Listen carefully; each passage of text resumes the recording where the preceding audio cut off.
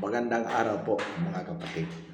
Ngayon po ay araw ng Miyerkules, February 19, 2025. Pagpatuloy po natin ang ating pag-uusap tungkol po dito sa advokasya natin sa bagong daan.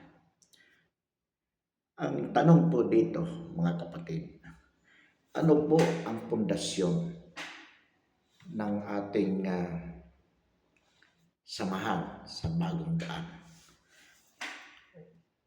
Wala pong iba kung hindi ang pagmamahal. Alam po natin mga kapatid na ang nais nating patutunguhan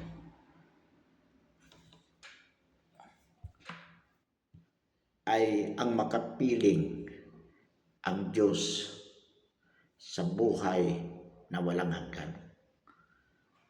At ang Diyos mismo ay pag-ibig o pagmamahal. Sa makatwid, kung ito po ang nais nating marating sa ating patutunguhan, ang paraan ng ating pamumuhay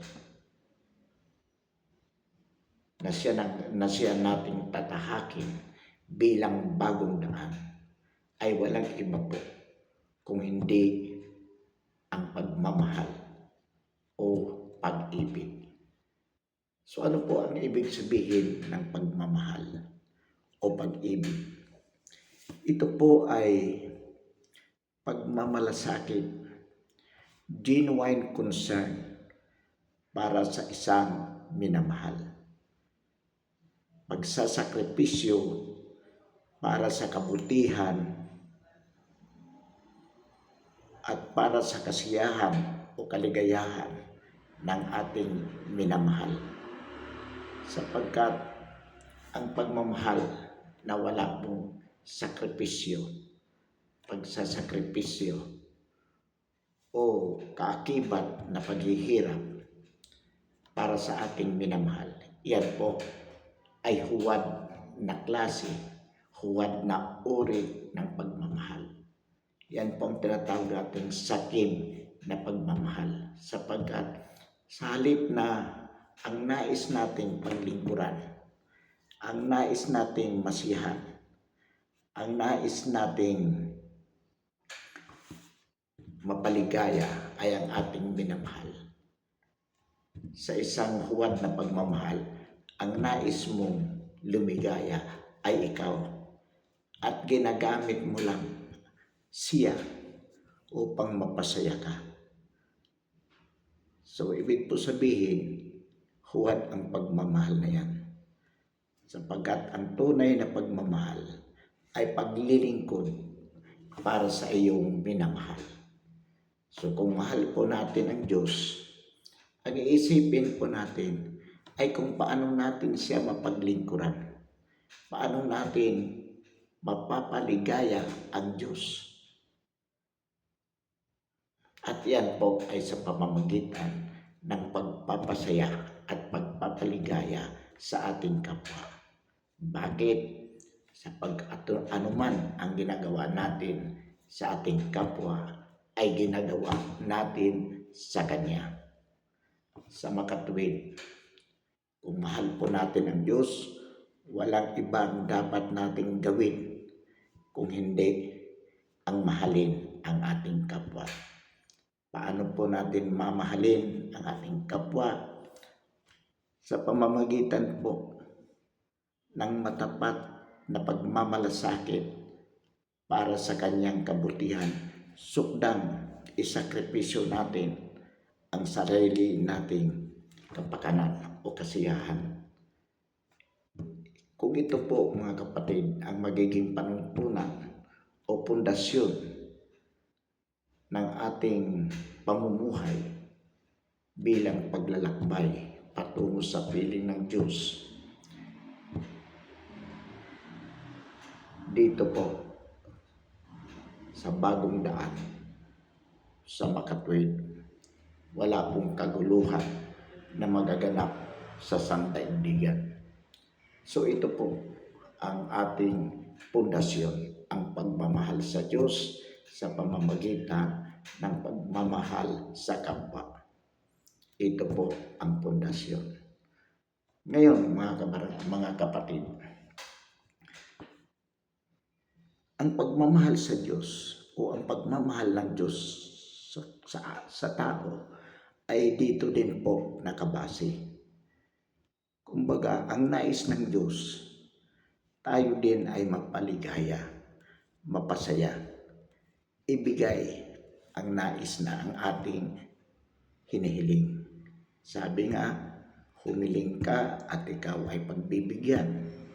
Kumatok ka at ikaw ay pagbubuksan. Ngunit ang tanong, bakit may mga kahilingan tayo na hindi na ibibigay o hindi ibinibigay ng Diyos? Nangangahulugan ba na tayo ay hindi mahal ng Diyos? Hindi po. Hindi ibinibigay ng Diyos ang ating kahilingan sapagkat maaring ang hinihiling natin ay lalo nating ikakasama sa halip na ikabubuti. At ganun din po yan sa mga minamahal natin. Hinihiling nila sa atin, halimbawa ang anak natin, humihiling sa atin, hindi natin ibibigay kung alam natin na ang kanyang hinihiling ay makakasama lamang sa kanya. Bakit? Sapagkat mahal natin siya, ayaw natin siyang mapahamak. Ganon din po ang relasyon ng Diyos sa tao. Mahal ng Diyos ang tao, pero marami po tayong kahilingan sa Diyos na hindi ibinibigay. Hindi po ibig sabihin kaya hindi ibinibigay dahil hindi niya tayo mahal. Bagkus hindi niya ibinibigay sapagkat alam niya na yung hinihiling natin ay hindi makakabuti sa atin. O kaya naman, hindi ibinibigay ng Diyos ang hinihiling natin upang tayo po ay tulungan na maging matatag sa ating paninindigan. Sapagkat kung bawat kahilingan ay agad niyang ibibigay, magiging mahina po tayo. Hindi po natin matututunan kung paano ipaglalaban o ipaglaban ang mga bagay na nais nating makamtam sa buhay. Kaya mga kapatid, kung may mga bagay po na tayo'y hinihiling sa Kanya at hindi po ito mapasa atin, huwag po tayong magtatampo. Huwag po tayong magdaramdam. Sapagkat ang ibig lamang sabihin, ang ating hinihiling ay maaaring hindi makakabuti sa atin o kaya hindi pa napapanahon. Yung mga bagay na yon na ating hinihiling, hindi pa yon ang tamang panahon para ang bagay na yon ay mapasa atin. Sabi nga, mayroong takdang panahon sa bawat pangyayari sa ating buhay. Mayroong takdang panahon sa bawat bagay na nagkaganap sa mundo.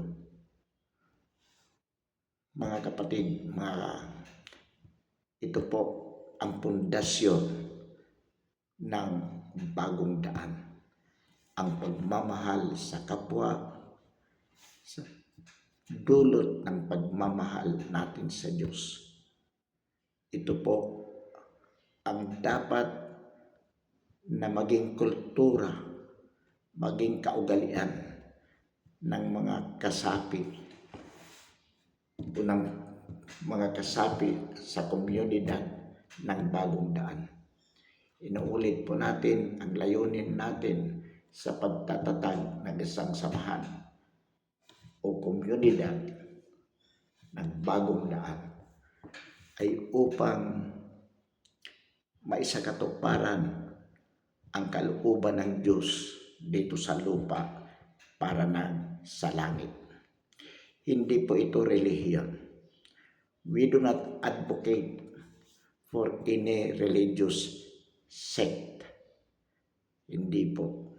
Ang binubuo po natin, ang itinatayo po natin ay isang komunidad na ang panuntunan ay ang mga advokasya ng bagong daan bilang isang uri ng pamumuhay, way of life towards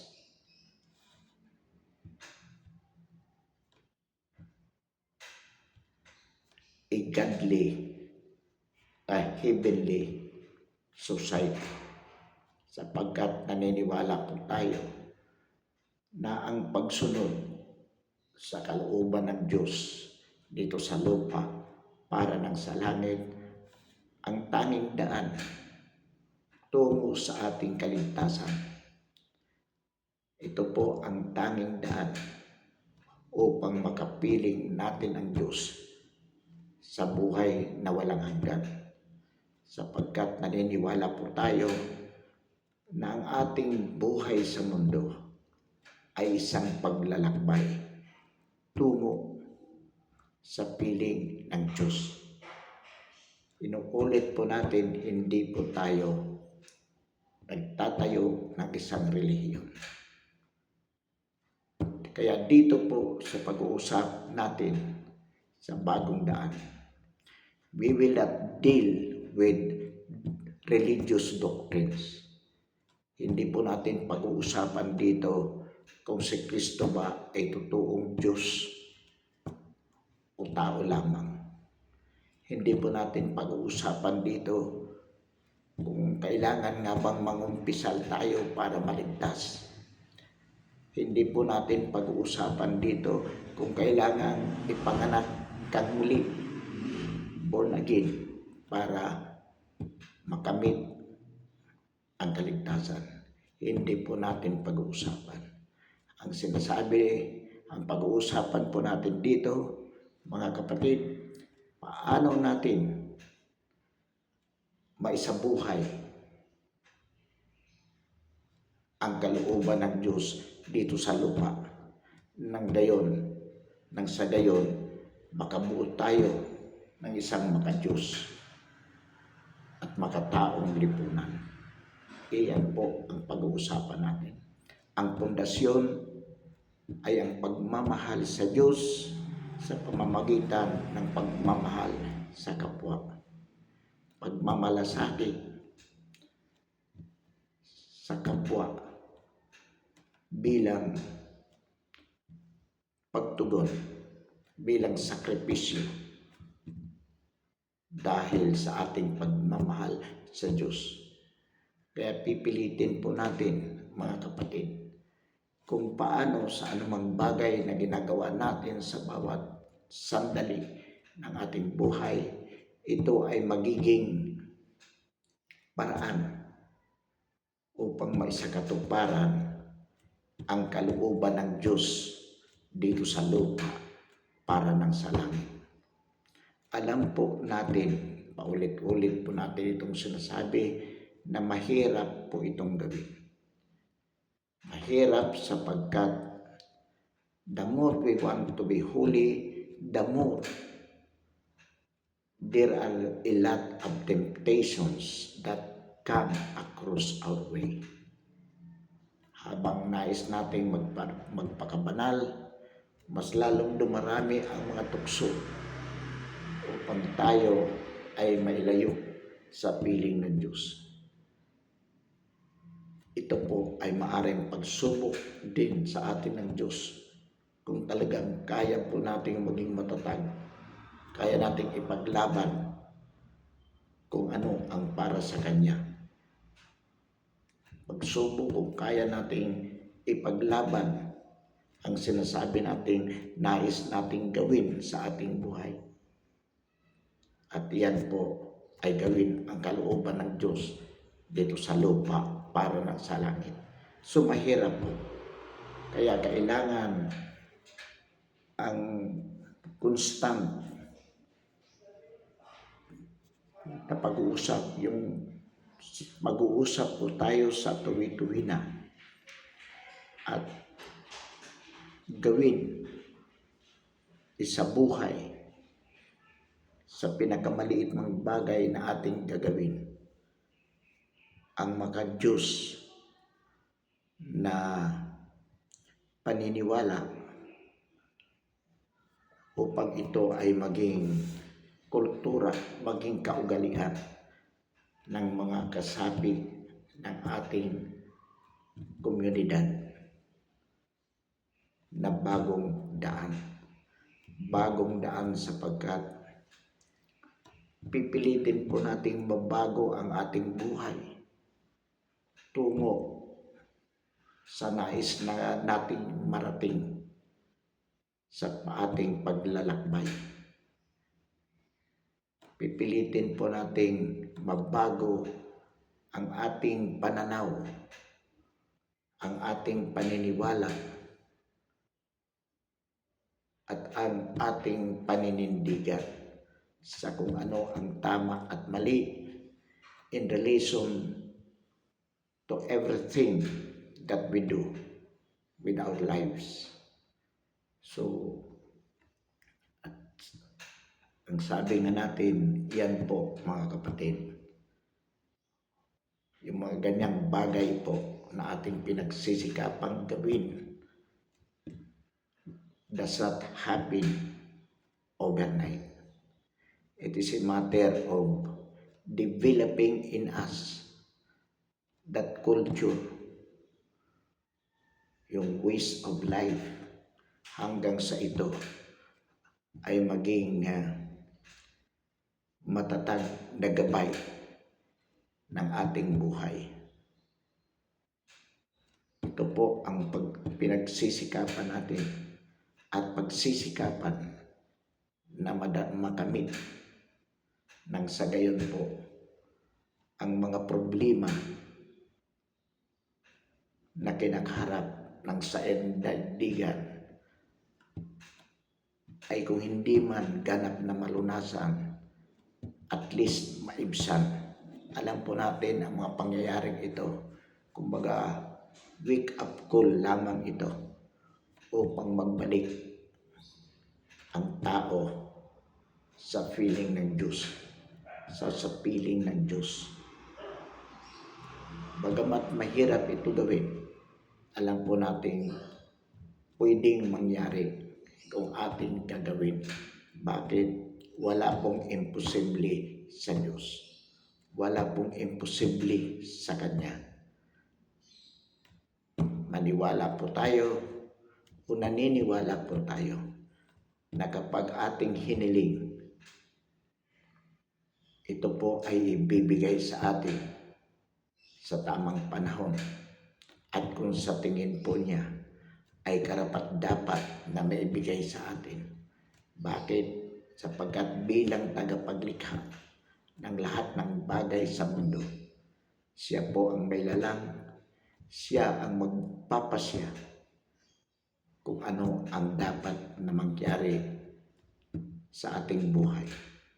So mga kapatid, inuulit po natin ang pundasyon ng ating